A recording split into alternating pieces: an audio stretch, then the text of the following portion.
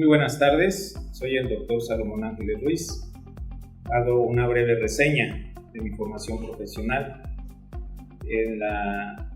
Soy enfermero militar, yo soy egresado de la Universidad del Ejército y Fuerza Aérea. Tengo estudios en Derecho, tengo la licenciatura en Derecho, una maestría en Juicios Orales, una maestría en Derecho y Ciencias Penales y un doctorado en Educación, así como diplomados dentro del área jurídica y dentro del área de salud. El día de hoy tengo la oportunidad de estar con ustedes para poder hablar sobre el sistema penal acusatorio, lo que implica el procedimiento penal. Vamos a dar inicio a esta pequeña plática o esta plática, cómo es que inicia nuestro procedimiento penal o cómo surge a raíz de una reforma constitucional que fue efectivamente el día 18 de junio del año 2008. En ese momento, yo recuerdo todavía que me encontraba formándome dentro del sistema penal, y estamos hablando de un nuevo derecho, de los que trabajamos en su momento el sistema mixto. Sabemos muy bien que se cometían varias injusticias dentro de la impartición de justicia. ¿Qué puntos importantes tenemos que tomar en cuenta sobre ello, de estas grandes reformas, que para mí fueron de gran importancia dentro del sistema mixto, el sistema inquisitivo que conocimos, o el sistema tradicional? Tenía fe pública el Ministerio Público. Era prueba plena lo que él presentaba, tenía credibilidad. Los procedimientos que se llevaban o el proceso penal en esos momentos se presentaba, o cómo se juzgaba a las personas, a los responsables, a los delincuentes.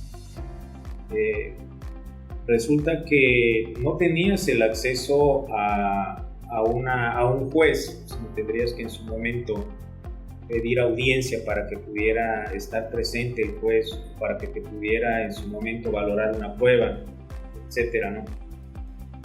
Cuando esto inicia, cuando se da la reforma del 18 de junio del año 2008, efectivamente se forman los tribunales de juicio oral, tribunales de garantías, porque eso es lo que busca este sistema. Lo que se pretende es que sea garantista, es decir, la protección de los derechos humanos, la protección al debido proceso de toda persona que en este momento consideramos desde la fase inicial como el imputado.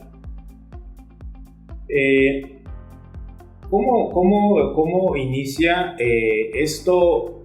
Lo señala nuestro Código Nacional de Procedimientos Penales en su artículo 4, efectivamente, y a la vez también el artículo 20 constitucional lo establece en su apartado A, los principios que rigen al sistema penal acusatorio. Estos principios que rigen a este procedimiento penal acusatorio dice que debería de será acusatorio y será oral. Quiere decir que prevalece la oralidad, quiere decir que están presentes las partes dentro de un procedimiento. Este es un gran avance, se considera como un gran avance donde ya está presente el órgano jurisdiccional, ya está presente el fiscal del Ministerio Público, ya está presente el defensor, ya está presente el imputado, la víctima o ofendido, está presente el público. Claro, existen las excepciones, ¿no?, de las audiencias que no pueden ser públicas en su momento, pero que sin embargo este sistema penal acusatorio pues exige que se hagan valer esos principios rectores. ¿Cuáles son esos principios rectores del sistema penal acusatorio? Uno de ellos tenemos la publicidad, tenemos la contradicción, tenemos la concentración, tenemos la continuidad e inmediación y aquellos previstos en nuestra propia Constitución y tratados y demás leyes. Recordemos que estos principios, independientemente de que estén establecidos dentro de un Código Nacional de Procedimientos Penales, tenemos que partir también del estudio de la misma Constitución y los tratados internacionales que en su momento se involucran para poder para poder garantizar el debido proceso. Entonces, de esta forma, nosotros podemos establecer el primer principio de publicidad. ¿Qué nos dice con el principio de publicidad? Pues que las audiencias serán públicas. En esta forma le estamos dando transparencia al debido proceso, transparencia a lo que realmente está haciendo o está realizando el Estado en la impartición de justicia. ¿Qué quiere decir? Que no solo las partes intervienen, sino también está abierto al público que esté interesado en ser partícipe de presenciar este tipo de audiencias. Como lo mencioné, independientemente con las excepciones que establece el propio código, ¿no? Uno de ellos cuando se trate de delincuencia organizada, uno de ellos cuando se trate de menores de edad, donde ellos tendrán que estar presentes, pero que tienen que ser puerta cerrada, y en algunos otros delitos. Otra parte muy importante de este principio de publicidad, que los periodistas y los medios de comunicación podrán acceder al lugar en el que se desarrolle la audiencia, pero hay una excepción cuando existan casos y condiciones que determine el propio órgano jurisdiccional o lo establezca nuestro propio Código Nacional o nuestra Constitución Política. Tenemos otro principio, que es el principio de contradicción. En este supuesto de este principio, es donde las partes pueden conocer, tienen derecho a controvertir o confrontar todos los medios de prueba, así como a oponerse a las peticiones y alegatos de la otra parte, salvo lo previsto en este código. Este principio de contradicción, en su momento, cuando hablamos del conocimiento, quiere decir que desde el inicio de la investigación tenemos ese derecho de conocer el por qué se le juzga al imputado. En este caso estoy hablando de la defensa, la función del abogado, o el que acusa en su momento, la función que está realizando el fiscal del Ministerio Público. ¿Qué significa esto? Que al final existe una igualdad procesal, donde las partes, antes de iniciar una audiencia, tienen que tener conocimiento, lo que conocemos en la actualidad como la carpeta de investigación. No se puede iniciar una audiencia sin que el juez verifique efectivamente que las partes que van a estar presentes conozcan y tengan en su poder la carpeta de investigación íntegra, todo lo que sea actuado por parte de la Fiscalía, todo lo que debe de tener el fiscal lo debe de tener la defensa, y lo que tiene la defensa lo debe tener la Fiscalía. Entonces, no existe una desigualdad, lo que estaríamos hablando del principio de contradicción. Este principio de contradicción dice que controvertir o confrontar los medios de prueba. Este principio de contradicción se puede dar o se da en diferentes etapas del sistema penal acusatorio. Estábamos hablando hace un momento, donde comentábamos sobre la carpeta de investigación, para cuando va a iniciar una audiencia de control de detención, donde las partes deben de tener íntegras las carpetas de investigación de todo lo investigado, de donde se tomó la decisión el fiscal del Ministerio Público para ejercer la acción penal. Sin embargo, conforme va avanzando el proceso, pasamos a la siguiente etapa, que es la formulación de imputación. Hay oportunidades para poder controvertir la formulación de imputación, la formulación de vinculación a proceso. Hay oportunidades para controvertir las medidas cautelares. Si aquí yo mencioné una palabra que dice medios de prueba, tenemos sus diferentes etapas y las voy a señalar. Etapa inicial, la audiencia inicial o la etapa de investigación, la etapa intermedia y la etapa de juicio. En la etapa intermedia vamos a denominarle medios de prueba, en la etapa inicial le vamos a denominar datos de prueba y en la etapa de juicio le vamos a denominar pruebas. Entonces, tenemos esa oportunidad durante esas 3 etapas, esa parte de controvertir, de objetar en su momento de lo que argumenta la Fiscalía o lo que argumenta la defensa. Entonces, eso nos permite que todo esto, la parte del proceso lo estemos presentando ante el órgano jurisdiccional, que en su momento ahí se daría el principio de inmediación. Entonces, cuando hablamos de controvertir, prácticamente es oponerse a las peticiones de cada una de las partes o alegatos en su momento, que estamos hablando en la etapa de juicio. Pues prácticamente, ¿qué significa la etapa de juicio en este caso? La etapa de juicio oral pues inicia con la presentación de la audiencia, posteriormente presentación de los testigos, la toma de protesta de los testigos, posteriormente inicia con los alegatos de apertura, posteriormente el desahogo desahogo de las pruebas o los testigos, y posteriormente los alegatos de clausura.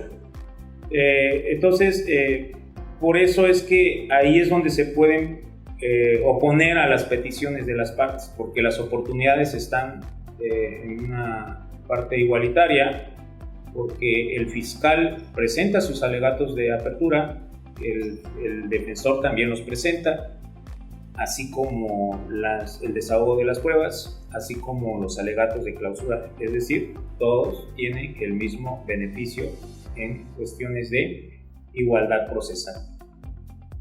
Tenemos otro principio muy importante, el principio de continuidad.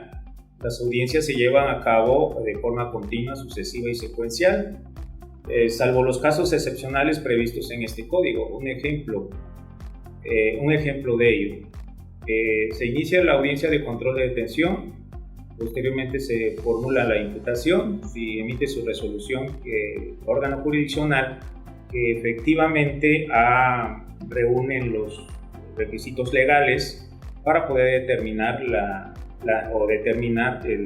detención del imputado. Posteriormente viene la formulación de imputación y posteriormente viene la formulación de vinculación a proceso.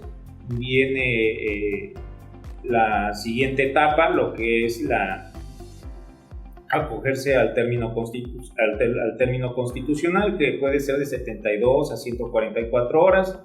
Posteriormente se puede suspender la vinculación a proceso y posteriormente señalar una nueva fecha para la audiencia de vinculación a proceso. Si en su momento no se acogen al término constitucional, pues se le da continuidad hasta la vinculación a proceso. Entonces estamos haciendo valer un principio de continuidad. Continuidad quiere decir que en su momento se estableció la audiencia de control de detención, se estableció la formulación de imputación, se estableció la formulación de vinculación a proceso, se debatieron medidas cautelares y entonces todo en un solo conjunto. Entonces se hace valer ese principio de continuidad.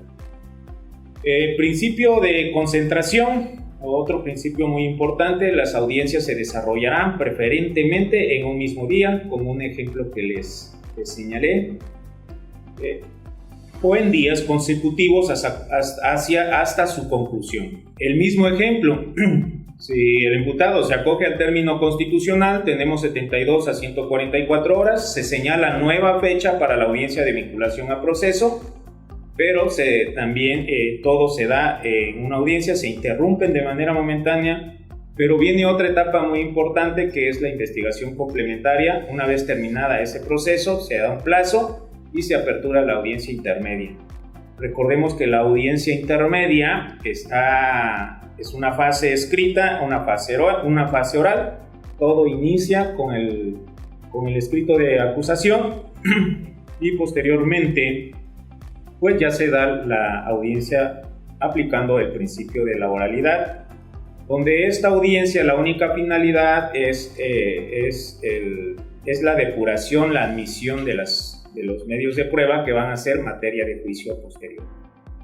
Tenemos otro principio, que es el principio de inmediación. Lo comenté hace un momento, pero va muy enfocado que estas audiencias se desarrollan íntegramente en presencia del órgano jurisdiccional, así como de las partes que deban intervenir en la misma. Quiere decir que todas las partes y el órgano jurisdiccional están presentes, con excepciones previstas en este código. Pero hay algo muy importante: lo que pasaba anteriormente, el órgano jurisdiccional, estas audiencias la delegaba en otras personas, en otros funcionarios, para que se desahogara la audiencia. En este caso no. El mismo código establece que el órgano jurisdiccional pues no podrá delegar esta función a persona alguna: la admisión, el desahogo, la valoración de las pruebas, ni la emisión y explicación de la sentencia respectiva. Quiere decir que el órgano jurisdiccional, y en este caso es el juez, debe de estar presente. Tenemos otro principio muy importante, el principio de igualdad ante la ley. También ya señalé algunos ejemplos relacionados, por ejemplo, en la fase inicial, cuando se integra la carpeta de investigación. Todo lo actuado deben de tenerlo las partes, deben de tener la misma oportunidad las partes. En este caso, las carpetas de investigación deben de estar, todo lo actuado deben de estar conformadas, deben de estar estructuradas en igualdad. No puede tener ventaja uno del otro, si no, no puede dar seguimiento o dar inicio a la audiencia. Entonces, a ese principio de igualdad ante la ley lo vamos a describir de esta forma: que las partes dentro del procedimiento penal tendrán las mismas oportunidades para poder sostener la acusación o la defensa. Recordemos que esta acusación ya se da dentro de la etapa de juicio. En la etapa inicial es imputado, pero ya en esta etapa de juicio es acusado. ¿Qué significa esto? Y el mismo artículo primero constitucional lo establece. Cuando hablamos de este principio de igualdad ante la ley, pues no se podrá admitir la discriminación motivada por cualquier origen, que ya en su momento pues lo iremos describiendo qué significa estos derechos que tiene el acusado o el imputado en su momento, ¿no? Y no se puede hacer ninguna discriminación por origen étnico, por origen por nacional, género, edad, ideologías, discapacidad, condición social, condición de salud, religión, opiniones, preferencias sexuales, estado civil. Y hay algo muy importante: o cualquier otra que atente contra la dignidad humana y tenga por objeto anular o menoscabar los derechos y las libertades de las personas. Eso es lo que podemos comentar sobre el principio de igualdad ante la ley. No olvidemos que tanto aquí el Código Nacional y nuestra Constitución lo establece. Uno de ellos es el artículo primero constitucional.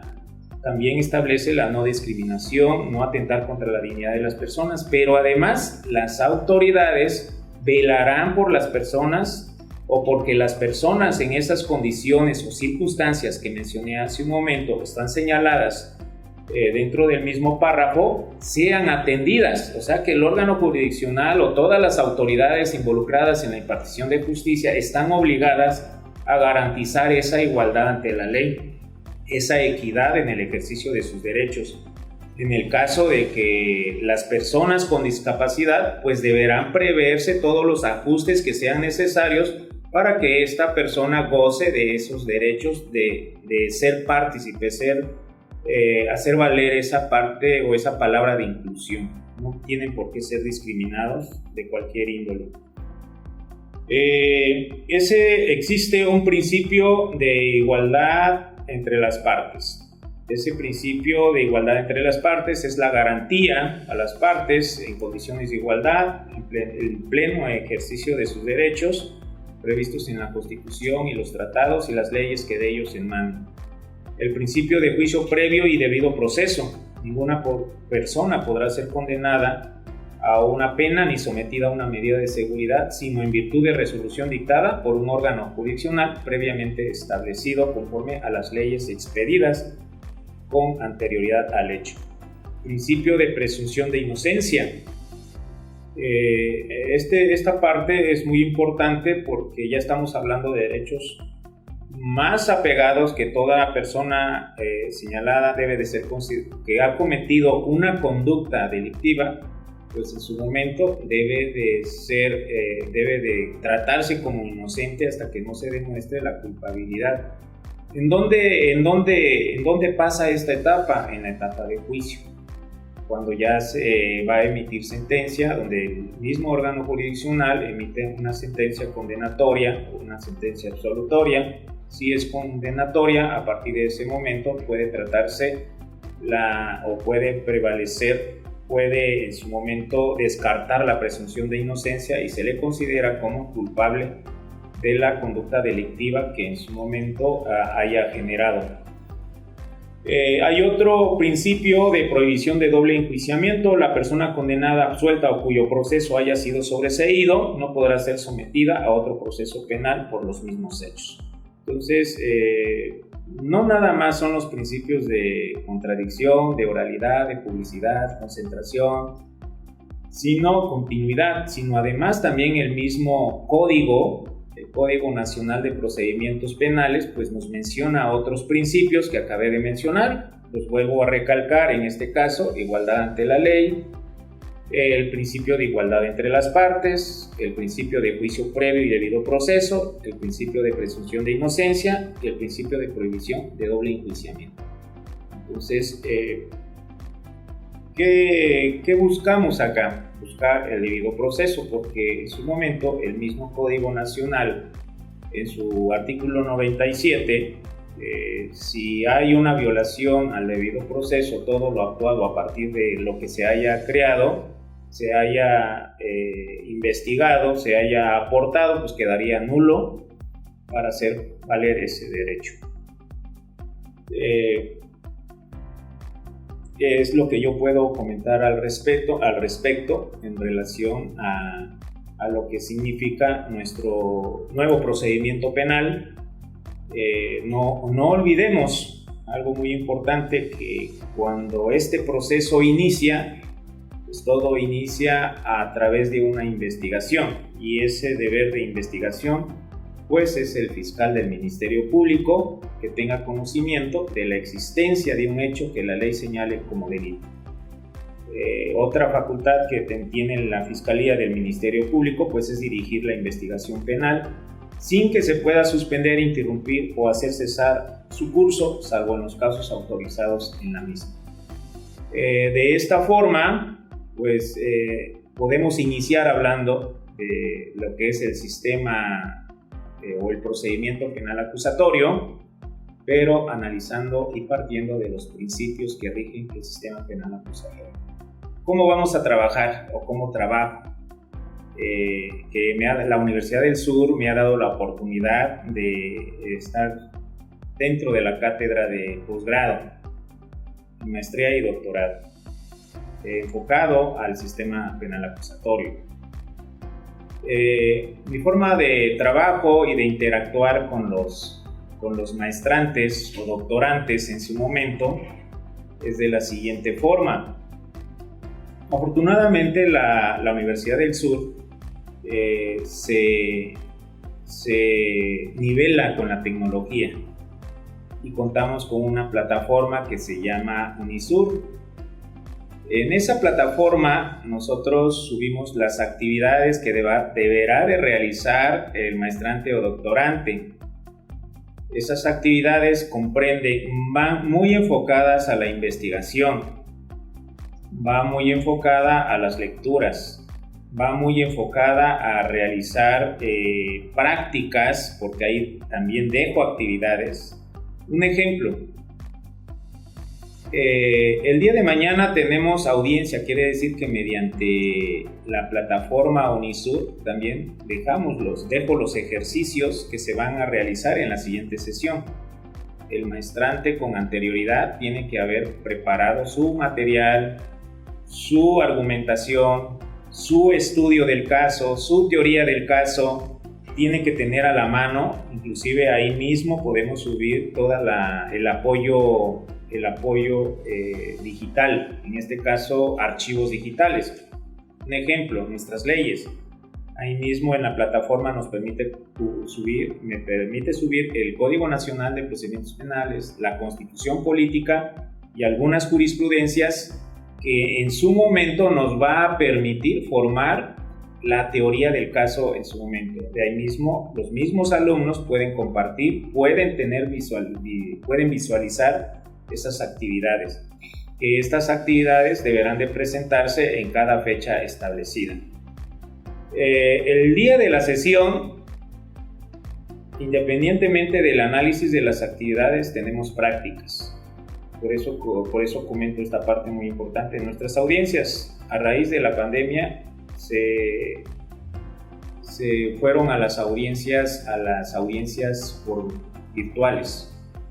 Entonces, el cursante, el maestrante o doctorante tiene que tener su cámara, tiene que tener su micrófono, porque va a participar en una audiencia como si fuera real, un caso real, donde cada uno de ellos va a tener una función muy importante.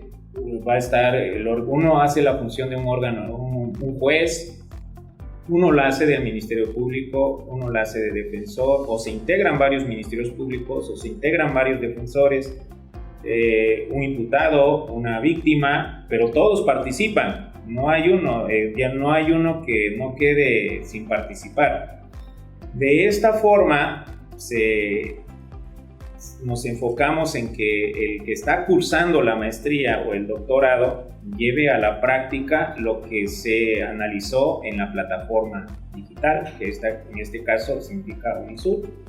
Ahora se le participan en grupo, virtualmente participan en grupo. Van a decir ustedes, es imposible. No, porque la misma plataforma nos permite organizar en su momento grupos de trabajo. Y esos grupos de trabajo, pues nada más estás analizando, argumentando las normas jurídicas, etcétera, todo lo relacionado con la materia. Quiero comentarles algo muy importante. Cuando tú iniciaste la licenciatura, decidiste ser un profesional. Si no te actualizas, si no te superas, eres menos profesional. Les voy a contar una experiencia que siempre me dijo mi maestro. Mira, Salomón, en el momento en que tú estudies una maestría, se te van a abrir las puertas y la gente te va a ver diferente. El día que tengas un doctorado, tu vida va a cambiar totalmente. Entonces, entre más te especialices dentro de la materia a la que te hayas decidido estudiar, más se te va a abrir el campo de trabajo. El campo de trabajo está abierto, hay trabajo, pero ¿a quién se le abre esas oportunidades de trabajo? Comúnmente a las personas que están más preparadas en cualquier ámbito, ya sea en instituciones de gobierno, ya sea en instituciones privadas, o forma tu propia empresa. Estamos hablando de alguien que está innovando, alguien que está creando una empresa de abogados, un bufete jurídico especializado.